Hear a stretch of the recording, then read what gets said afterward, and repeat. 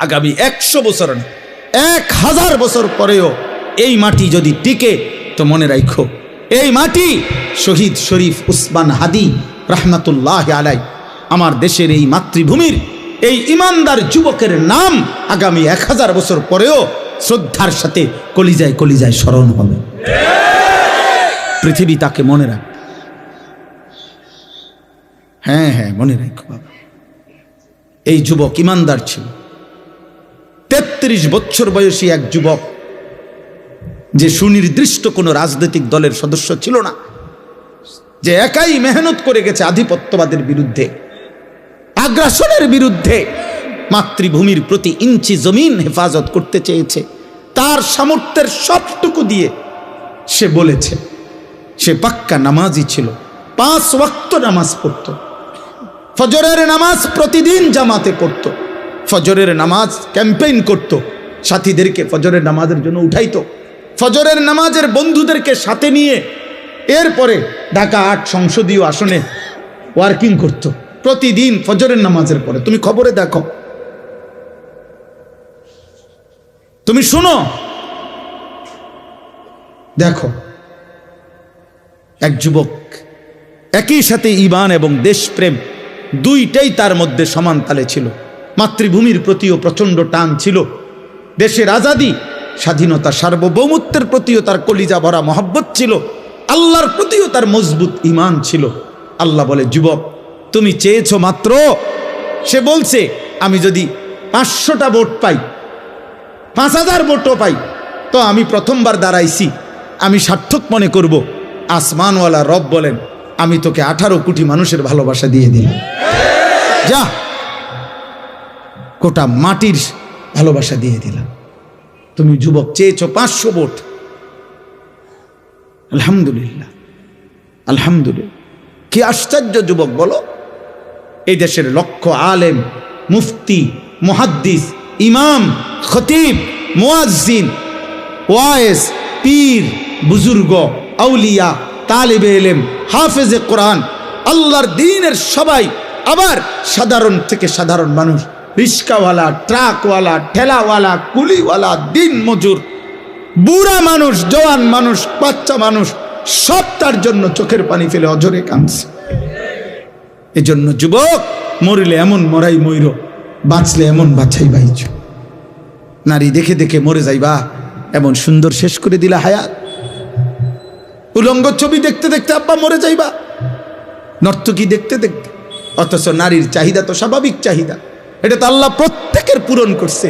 নারীর চাহিদা পূরণ না হইলে স্বামী স্ত্রী হয় কেমনে, বিবাহ হয় কেমনে? নারীর চাহিদা পূরণ না হইলে এই পৃথিবীতে মানব প্রজন্ম এই পর্যন্ত আইবে না। এটা তো একটা কমন বিষয়, একেবারেই সাধারণ একটা বিষয়।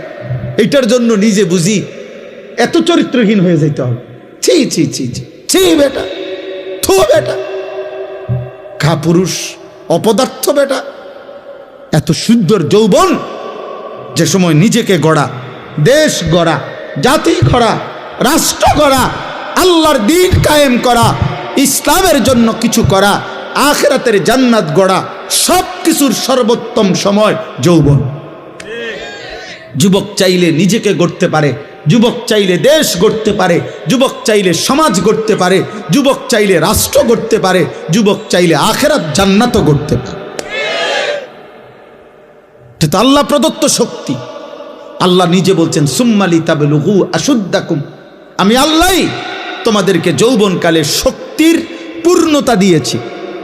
মানুষের দেহে যেটুকু পূর্ণ শক্তি আল্লাহর বরাদ্দ, ওইটা পূর্ণতায় পৌঁছে যৌবনকালে। ওয়ালাম্মা বালাগা আশুদ্দাহু, কোরআনের অনেক আয়াত।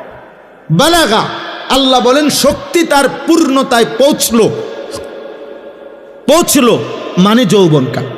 সমস্ত তাফসিরে আছে।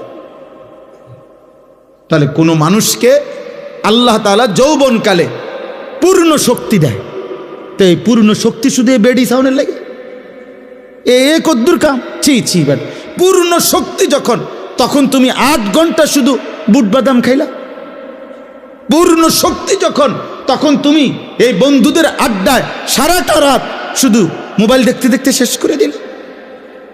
আস্তাগফিরুল্লাহ, আস্তাগফিরুল্লাহ।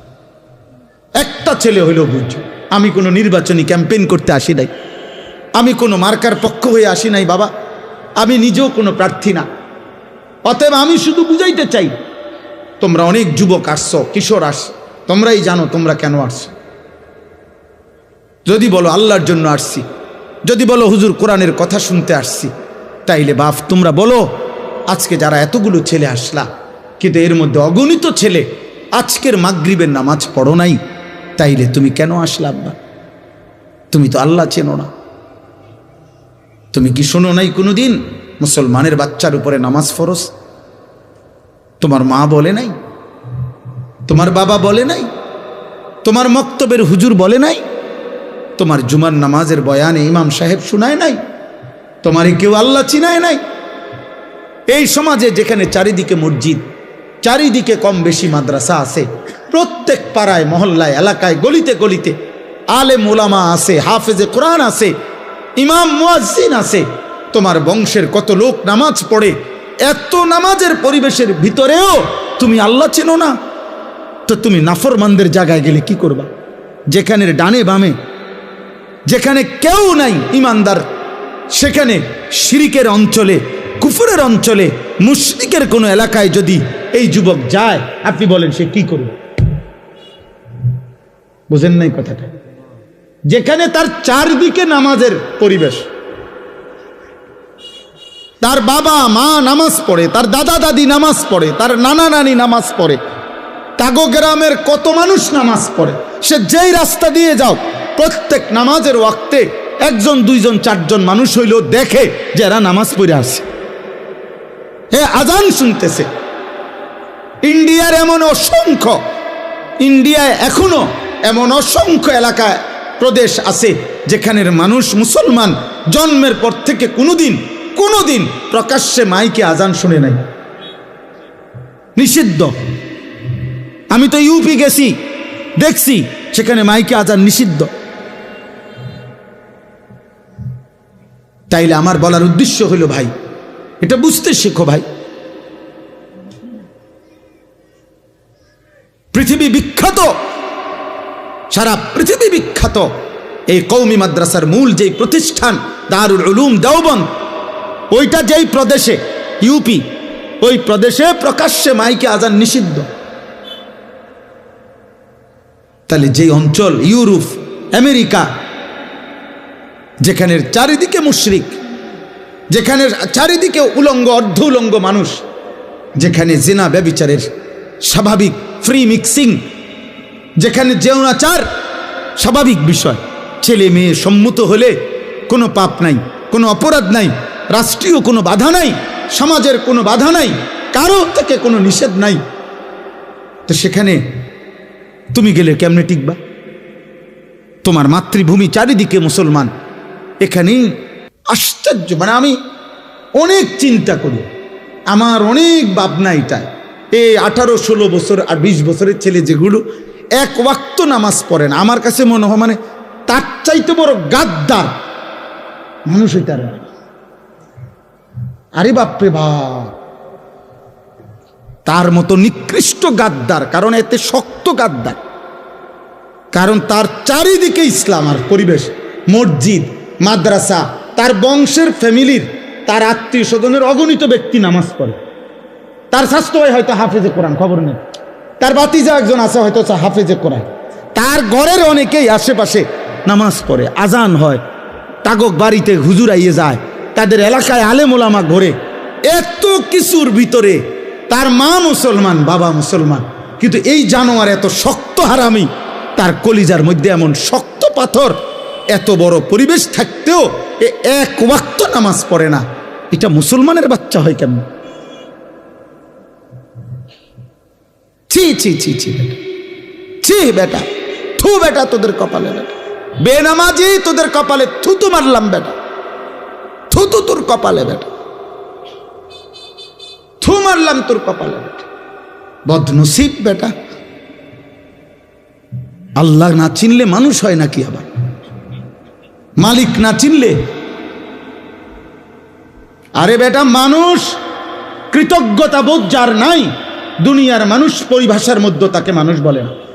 কেউ যদি এমন হয় যে আমি আজকে 30 বছর না, আজকে 5 বছর মিয়া আমনেরে সুখে দুঃখে আমি টাকা পয়সা দিয়ে গেছি, বিপদে আপদে টাকা দিছি, যখনই যা লাগে আমি আমনেরে দিছি, আজকে যখন 5 বছর পরে যদি আমনে আমার থেকে চোখ ফিরাই নেন, মৌলানা আপনার নাম কি বলেন? জি, তো তো আমি কি বলবো তখন? তুই মানুষের বাচ্চা নিলে, তোরে আজকে 5টা বছর ধরে আমি এত কিছু করলাম তোর লাগিয়া, আজ তুই চোখ ফিরে লেলি বেটা, মানুষ বলবে কি না এটা?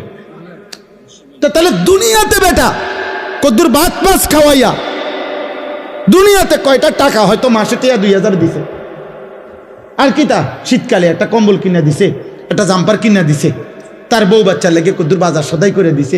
এতটুকুর কৃতজ্ঞতার কারণেও মানুষ যে কৃতজ্ঞতাটা চায়, আসমানওয়ালা যদি বলে বান্দা এত বড় আসমান দিলাম, জমিন দিলাম, এত বড় সৃষ্টি জগৎ দিয়ে 24 ঘন্টা আমি তোকে লালন পালন করে বিনিময়ে তুই বান্দা আমারে একটা সাজদা দেও না, তুই মানুষের বাচ্চা, তুই জানোয়ার না? তো জানোয়ার কে তাইলে বেটা? বলো বেটা, একটা বেনামাজি ছেলে দাঁড়া বেটা, বল তুই মানুষের বাচ্চা কিনা, বল, এখানে দাঁড়ায় প্রমাণ কর বেটা। এখানে বাচ্চা আছে, সবাই মিললে দরকার হলে এখানে মেল হইব, দরবার হইব, হায় কিভাবে মানুষের বাচ্চা তুমি? কৃতজ্ঞতা বোধ যার মধ্যে নাই, সে মানুষের বাচ্চা হয় কেমনে? অকৃতজ্ঞ তো মানুষ হইতে পারে না। সামান্য মানুষ ভদ্রতা শিখায়। যে একটা মানুষ একটা বাচ্চাকে যে চিপস কিনে দেয়, তো তার মা তাকে শিখায়, বাবা শিখায়, আব্বু থ্যাংক ইউ বলো, তোমাকে একটা চিপস দিছে, থ্যাংক ইউ বলো, ধন্যবাদ দাও, কৃতজ্ঞতা আদায় করতে শিখো যে সে তোমাকে একটা চিপস দিছে। আল্লাহ তাআলা একটা চিপস দিছে ডেইলি, কথা বলে না? আল্লাহ তাআলা ডেইলি শুধু 1 প্লেট ভাত দেয়? তো বলো আব্বা বলো, কি সুরত বানাইছো এগুলা? এই মুসলমানের ছেলেরা, এই বাবা, বেঈমানের চুল তোদের পছন্দ হইল কেন বাবা? বল তুই, এই তোর কোন হিন্দু বেঈমান তোর জন্য কোনোদিন কাঁদছে কিনা তুই বল? কোন ইহুদির বাচ্চা, কোন খ্রিস্টানের বাচ্চা, কোন বেঈমান তোদের জন্য কোনোদিন কাঁদছে কিনা? তোদের জন্য 23 বছর কাঁদছে যিনি, তিনি তো মদিনার বন্ধু রাসূলুল্লাহ সাল্লাল্লাহু আলাইহি সাল্লাম। তো যিনি 23 বছর কাঁদছেন, উনি এই চেহারা দেখবার জন্য কাঁদছেন? বলো, তোমার মা 9 মাস তোমার গর্ভে ধারণ করে এত যন্ত্রণা সয়েছেন এই তোমার এই সুরত দেখার জন্য? 2 বছর তোমারে দুধ পান করাইছেন এই সুরত দেখার জন্য? 1 ওয়াক্ত নামাজ পড়তা না, এই দৃশ্য দেখবে মা?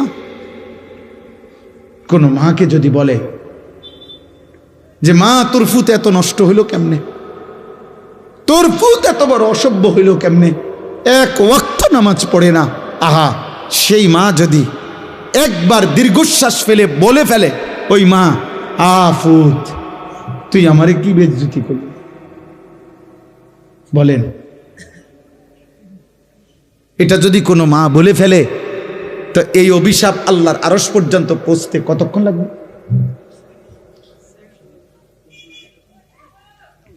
বাপ যদি বলে ফেলে, ফুত তুই কেমনে আমার এত বড় বেইজ্জতি করলি, মানুষে কয় তুই আমার ফুত কেমনে হইলি? বলো বাবা, একটা ছেলে বল যাদের চুল এই কাটিংওয়ালা, সামনে কা বামে তোমরা যে ডিজাইনেবল, এ তো মুশরিকের চুল বাবা। খোদার কসম, আল্লাহ রসুলের বিশুদ্ধ হাদিস, নবী সাল্লাল্লাহু আলাইহি সাল্লাম, নাহা রাসূলুল্লাহ সাল্লাল্লাহু আলাইহি সাল্লাম আনিল কাযা, একটা আরবি শব্দ, কাযাউন, কফ জা আইন।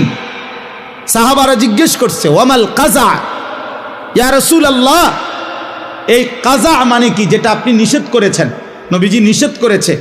তখন ব্যাখ্যা দিছেন যে কোনো ব্যক্তি তার চুল একাংশ, কিছু অংশ একদম হলক মানে মুন্ডন করে ফেলা, কিছু অংশ রেখে দেওয়া, আল্লাহ রসুল বলছেন এটা কাযা, এটা আল্লাহ নবী স্পষ্ট নিষেধ করেছে।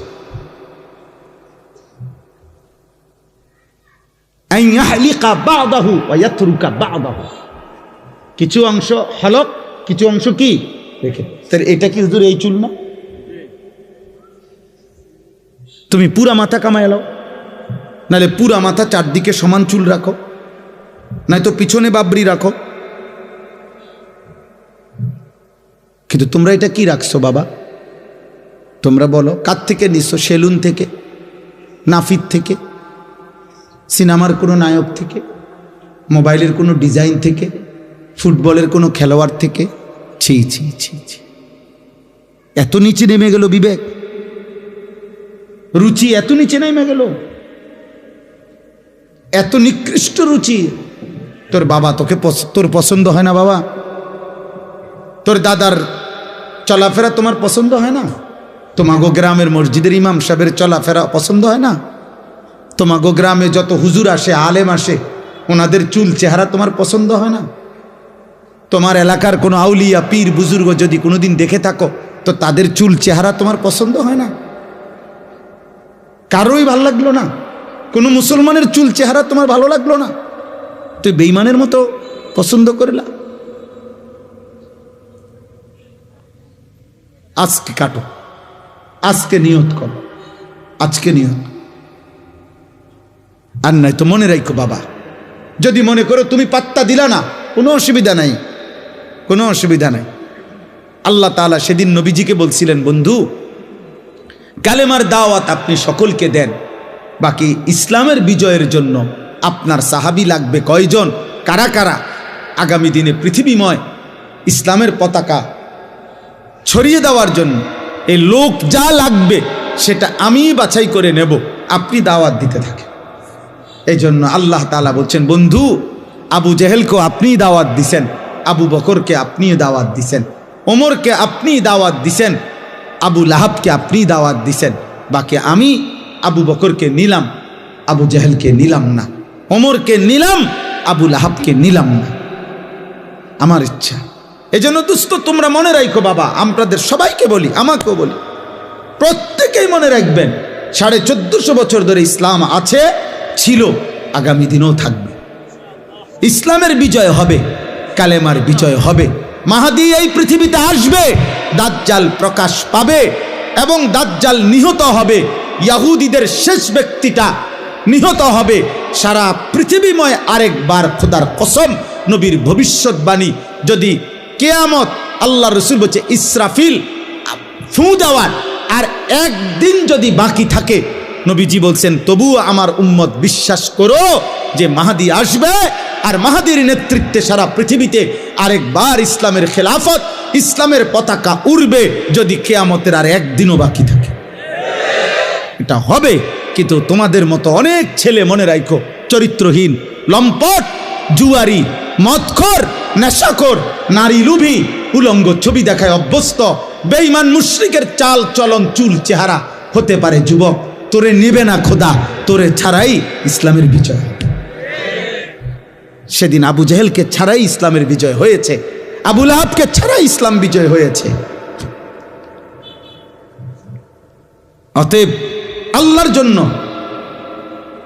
যা দরকার তা তিনি নিবে।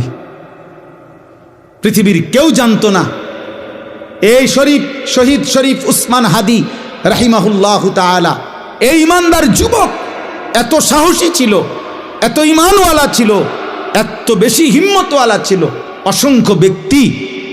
অসংখ্য ব্যক্তি এমনও ছিল গুলিবিদ্ধ হওয়ার আগে যারা তার নাম কোনোদিন শুনেও নাই, কিন্তু আল্লাহ তাআলা আল্লাহর বান্দার কলিজায় কলিজায় তার নাম বসায় দিছে, কলিজায় কলিজায় বসায় দিছে। প্রয়োজনের মুহূর্তে আমার দেশে এমন অসংখ্য মজবুত ইমানদার এখনো আলহামদুলিল্লাহ লাখো লাখো ইমানদার যুবক আছে। তুমি সময়ই দেখবা, যখন যে দূর লাগবে মালিক যা রাখবে, যাকে নিবে তিনি নেবেন। মূলত হেদায়েত দেয় কে? ফয়সালা দেয় কে? নবী সাল্লাল্লাহু আলাইহি সাল্লামের হাতে অনেক লোক কালেমা পড়ছে কিনা? তো আবু তালেব পড়লো না কেন? ফয়সালা কার হাতে? হযরত ইব্রাহিম আলাইহিস সালামের হাতে অনেক লোক কালেমা পড়েছে কিনা? তো ওনার আব্বা পড়লো না কেন? ফয়সালা কার হাতে? নূহ আলাইহিস সালামের হাতে অনেক লোক কালেমা পড়ছে কিনা? তো ওনার ছেলে কেনান কালেমা পড়লো না কেন? ফয়সালা কার হাতে? আবার ইব্রাহিম আলাইহিস সালামের বাপকে এত বলার পরেও এই ইব্রাহিম নবী বুঝাইতে পারল না আল্লাহর ইচ্ছা। আবার এই ইব্রাহিম নবী যখন বলল 12 বছর মাত্র ছেলেটার বয়স, 11 থেকে 12, ইসমাইলকে বলল, বাবা আমি স্বপ্নে দেখছি তোমারে জবাই করতেছি আল্লাহর হুকুমে, তুমি কি বলো? ছেলে এক বাক্যে বলছে, আমি আল্লাহর বিশ্বাস করি বাবা, আপনার মালিক আমার মালিক আল্লাহ, যা বলেছেন এখনই আপনি পালন করেন। তাহলে 11 বছর থেকে 12 বছর এও ইব্রাহিমের ছেলে, ওই বেটাও ইব্রাহিমের বাপ। রব বলেন এদিক দিয়ে হেদায়েত দিলাম না, এদিক দিয়ে 12 বছরের বাচ্চাকে আমি হেদায়েত দিয়ে দিই। কার ফয়সালা? কার? নালে এরম হইল কার? বলেন এমন হইল কেন? তাই আল্লাহ আমাদেরকে বুঝ দান করে, আল্লাহ আমাদেরকে বুঝ দান করে, আল্লাহ আমাদেরকে বুঝ দান করে। আমার কথা শেষ। আমি এই এতটুকু কথাই বললাম। আমি কোরআনুল কারীমের যে আয়াতগুলো পড়েছি, 3টা আয়াত, মূল উদ্দেশ্য 2টা আয়াত বলা। কথা এটাই, আল্লাহ তাআলা বলছেন আলিফ লাম মিম, এটা কোরআনের মুজিজা। এর অর্থ আল্লাহ এবং তার রাসূলই ভালো জানেন। মক্কার কাফেররা বলতো কোরআন মুহাম্মদের বানানো। তা আল্লাহ চ্যালেঞ্জ করে বলছে, তাহলে বলো এই অক্ষরগুলোর অর্থ কি? তারা বলতে পারে নাই। এতে করে প্রমাণিত হয়েছে কোরআন আল্লাহর কালাম। আরও বিস্তারিত কথা আছে, এটা আমাদের জন্য এতটুকুই কথা যথেষ্ট। আল্লাহ তাআলা বলেন আহাসিবান নাস, এই দেখেন 2টা তরজমা শুধু, কথা শেষ আপনি বুঝবেন। আল্লাহ তাআলা বলেন আহাসিবান নাসু আন ইউতরাকু আন ইয়াকুলু আমান্না ওয়া হুম লা ইফতানুন। আল্লাহ বলে আমার বান্দারা কি মনে করেছে যা শুধু মুখে বলবে আমি মুমিন, আমি মুসলমান, কাগজ দেখাবে, আইডি কার্ড দেখাবে, জন্ম নিবন্ধন সনদ দেখাবে, ধর্মের পাশে লেখা ইসলাম, অথবা মুখে বলবে আমি মুসলমান, আমি মুমিন, আমি আল্লাহ, কোনো পরীক্ষা না নিয়ে, আমি ইমানের পরীক্ষা না নিয়া, আমলের পরীক্ষা না নিয়া তাদেরকে এমনিতেই ছেড়ে দেব, জান্নাত দিয়ে দেব, এই কি ভেবেছে আমার বান্দার? আল্লাহ এটা জানতে চাইছে, তোমরা কি এই ভেবেছো বান্দা? এটাই ভাবছো? আল্লাহ বলে না, যদি ভেবে থাকো ভুল, বরং শুনো ওয়ালাকাদ ফাতান্নাল্লাযীনা মিন ক্বাবলিহিম। আল্লাহ বলেন ইতিপূর্বে যত লোক সকল নবীর জামানায় ঈমান এনেছে, আমি আল্লাহ প্রত্যেক ঈমানদারেরই ঈমানের পরীক্ষা নিয়েছিলাম। কি নিয়েছিলাম? পরীক্ষা। ফালা ইয়ালামান্নাল্লাহুল্লাযীনা সাদাকু ওয়ালা ইয়ালামান্নাল কাযিবিন। আল্লাহ বলেন পরীক্ষা নিয়ে আমি জেনে নিয়েছি কে কে ঈমানের দাবিতে সত্যবাদী, কে কে মিথ্যাবাদী। পরীক্ষা ছাড়া দোস্ত আখিরাত মিলবে না, পরীক্ষা দিতে হবে। এখন পরীক্ষাটা কি? পরীক্ষা হলো এই দুনিয়ার পুরা হায়াত আল্লাহ তাআলার আনুগত্যের পরীক্ষা। প্রতিবার নামাজের ওয়াক্ত পরীক্ষা, যাকাতের সময় পরীক্ষা, রমজানের রোজার সময় পরীক্ষা, হজ আদায়ের সময় পরীক্ষা, প্রতিবার নারী সামনে আসলে পরীক্ষা, আমি কি দেখছি না চোখ নামাচ্ছি, প্রতিবার টাকা সামনে আসলে উপার্জন পরীক্ষা, আমি হালাল রোজগার করছি না হারাম খাচ্ছি, প্রতিবার খাবারের সময় পরীক্ষা, হালাল খাচ্ছি না হারাম খাচ্ছি। অর্থাৎ আল্লাহর প্রতিটা আদেশ পরীক্ষা, আল্লাহর প্রতিটা নিষেধ পরীক্ষা, প্রতিটা হালাল পরীক্ষা, প্রতিটা হারাম পরীক্ষা, প্রতিটা জায়েজ পরীক্ষা, প্রতিটা না জায়েজ পরীক্ষা, প্রতিটা হুকুম পরীক্ষা, রাসূলুল্লাহর সব কথা পরীক্ষা। আল্লাহ বলেন এই পরীক্ষা মৃত্যু পর্যন্ত দিয়ে ঈমানের পরীক্ষায় উত্তীর্ণ হয়ে এরপরে জান্নাত নিতে হবে। জান্নাত তোমার আব্বার সম্পত্তি না, জান্নাত কেউ টেন্ডার নিছে না, কথা বোঝেন নাই? জান্নাত কারো টেন্ডার না, জান্নাত একক আল্লাহর সিদ্ধান্ত। জান্নাতে কে কে ঢুকবে চূড়ান্ত এই সিদ্ধান্ত কার? একক আল্লাহ। কসম খোদা, আপনি বিবেকবান কোনো আলেমকে জিজ্ঞেস করেন, রাসূলুল্লাহ সাল্লাল্লাহু আলাইহি সাল্লামের সর্বোচ্চ ক্ষমতা হলো সুপারিশ। সর্বোচ্চ ক্ষমতা কি? সুপারিশ মানে সিদ্ধান্ত নয়, সুপারিশ মানে ফয়সালা না। আপনি জিজ্ঞেস করেন যে কোনো হুজুরের, সুপারিশ মানে আবেদন। সুপারিশ মানে কি? আবেদন। আর আল্লাহ বলছে বন্ধু আপনার সুপারিশ আমি গ্রহণ করব, আপনারে আমি খুশি করব, আপনার মুখে আমি হাসি ফুটাবো, আপনারে আমি রাজি করব, আপনার কথা মতো আমি আপনার উম্মতকে আমি জান্নাত দেব। কিন্তু প্রশ্ন হইল 100 কোটি মনে করেন বান্দার ব্যাপারে নবী সুপারিশ করলো, ধরে নেন, তো সেখান থেকে আল্লাহ শুধু একজনকে জাহান্নাম দিল আর বাকি সকলকে নবীর পছন্দ মতো জান্নাত দিয়ে দিল। সেই যাকে বাদ দিল একজন, সে যদি আমি হই তাহলে বাকি সবাই জান্নাতে গেলে আমার কি লাভ? কথা বলে না, কথা বোঝেন নাই তো? ঠিক আছে, নবীজির সুপারিশে কোটি কোটি মানুষ জান্নাতে যাবে, আমি মাইনে নিলাম, এবং এটাই কথা, ঠিক আছে, সবই ঠিক আছে। কিন্তু যদি একজন বাদ পড়ে, সেটা যদি আমি হই, আরে বলে না কেন? তাহলে তাহলে কি লাভ আমার? বাকিদের লাভ কি? বাকিরা জান্নাতে গেলে আমার কি লাভ? আমি অনেক সময় বলি, এই যে আপনারা যারা বয়স্ক লোক, আপনারা অনেকেই আছে মিথ্যা, সুদ, কিস্তি, 2 নম্বরই, ওজনে কম দিয়া, হাজার রকমের বাটপারি সিটারি কইরা পয়সা কামাই করে। কি মনে মনে সান্ত্বনা, আমি নিজে যদি কষ্ট কইরা চেষ্টা কইরা জিফুতেরে যদি আমি একটা গদ্দুয়ার বাড়ি ঘর জহায় জমি সহায় সম্পত্তি লাইন ফাইন কইরা দিয়ে যাই, তাইলে আমি মূল্য আর আমার কোনো দুঃখ নাই। আরে বেকুব, আপনি যদি আপনার মৃত্যুর পরে আপনার জিফুত নাতি নাতনি যদি উন্নতি করে আকারে মঙ্গল গ্রহ গড়বাড়ি করে, তো আপনার কি লাভ? আপনি তো কবরে, কথা বলেন না, আপনি তো কবরে মিয়া। তো আপনারও যদি কবরে ফিরে, তো এরপরে আপনার জিফুত যদি এখানে এসি রুমও ঘুমায়, তো আপনার কিতা? তো তাহলে আপনি এটা কিতা করলেন? আপনি যে কইলেন আমি থাকতে যদি সব করে দিয়ে যাই, মূল্য আমার দুঃখ নাই, দুঃখ তো আমনেরে না, হেতের কি দুঃখ? হেতের তো সব করেই দিলেন, তারে তো বিল্ডিং করেই দিলেন, তার তো দুঃখ নাই, দুঃখ আমনের। আমনের সুদের টাকায়, আমনের কিস্তির টাকা, আমনের এই 2 নম্বরই টাকায় আপনারে যখন প্রথমে ঢুকলেই কবরে যখন টাঙ্গাইয়া ফিটবো, তখন আপনি বুঝবেন দুঃখ কারে কয়। আপনি তখনই না বলবেন, আপনি তখনই না বুঝবেন। আপনি বুকামি করছেন মিয়া। আপনি মরে গেলেও এই পৃথিবীতে দুনিয়ার উপার্জন থাকবে, বাকিটা আপনার ফুতে নিজেই করতে পারবো। আপনি মরে দেখেন, আপনার বহুত, আপনার বাবা মরছে আর আপনার বাবা যা করে নাই, এরপরে কি সন্তান আর কিছু করে নাই? কথা বলে না কেন? দুনিয়া বংশ পরম্পরায় বাড়তেই থাকে, হইতেই থাকে, এটা কিচ্ছু না। দরকার হলো কবর, দরকার হলো আখিরাত। শেষ কথা হলো, আল্লাহ বলেন, আম হাসিবাল্লাযীনা ইয়ামালুনা সাইয়্যাতি আন ইয়াসবিকুনা। আল্লাহ বলে, বান্দা আমি আল্লাহ বলে রাখলাম, তোমরা মনে রাখবা, তোমরা যারা যারা নাফরমানি করছো, পাপ করছো প্রতিনিয়ত, আল্লাহ বলেন তোমরা এটা ভেবো না যে আমাকে ডিঙ্গায়ে যাবা, এই পৃথিবীর সবার থেকে ছুটে যাইবা, কিন্তু আমি আল্লাহর থেকে ছুটবা কেমনে? আমারে আড়াল করবা কেমনে বান্দা? আমাকে গোপন করবা কেমনে? অতএব যদি মনে করে থাকো আমি আল্লাহকে পাশ কাইটা যাবা, আমার থেকে লুকায়া যাবা, আমার থেকে আড়াল হইয়া যাইবা, আমার থেকে ডিঙ্গায়া যাইবা, সাআ মা ইয়াহকুমুন।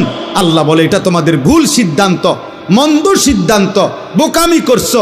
হাসরের ময়দানে জব আমি আল্লাহ যখন সব দেখাবো, সব শোনাবো, তোমার সামনে খুলবো, তখন তুমি আফসুস আর হতাশা ছাড়া, কপাল চাপড়ানো ছাড়া আর কিছু হবে। সেদিন শুধু আফসুসে করবা, আহা কি করলাম, আহা কি করলাম, আহা কি করলাম। আল্লাহ আমাদের প্রত্যেককে বুঝ দান করেন। এজন্য কিশোর ভাই, নওজোয়ান ভাই, কষ্ট করে আজকে আসছো, আজকের থেকেই এশার নামাজ পড়া শুরু করো। বলো ইনশাআল্লাহ, বলো নওজোয়ান ইনশাআল্লাহ। আবারও বলছি বাপ, তোমার কথা কেউ মনে রাখবে না। তুমি মনে করো সাইডে মাডি দিয়ে গেলে আর কি, নামাজ পড়লা না, তুমি হয়তো ভাবলা আরে বাদ দে, হুজুররা কয় তো কয়, ঠিক আছে আব্বা চলো, অসুবিধা নাই। আবু জাহেলও তো দুনিয়া পার করছে, কত নাফরমানও তো দুনিয়া পার করছে, জন্তু জানোয়ারও তো দুনিয়া পার করে, কিন্তু আখেরাতে না বুঝবে, কবরে না বুঝবা আব্বা। আল্লাহ আমাদের প্রত্যেককে ঈমান আমলের দৌলত দান করেন। আজকের এই মাহফিল আল্লাহ কবুল করে নেন। বাবা চাচাদেরকে বলি, হাত জোর করে বাবা, হালাল ছাড়া হারাম দিয়ে, সুদ, কিস্তি, মিথ্যা, লোন, ওজনে কম দেওয়া উপার্জন, ঠকবাজি, বাটপারি, 2 নম্বরীর উপার্জন দিয়ে জিফুত আমনে সংসার করে যাইয়েন না। এগুলা মানুষ হইতো না, মানুষ হবে না। দুনিয়া ভোগ করতে পারবে, উপার্জন করতে পারবে, কিন্তু উপার্জনকারী আর দুনিয়া ভাত খাইতে পারে, এরে মানুষ বলে। আখলাককে মানুষ বলে, চরিত্রকে মানুষ বলে।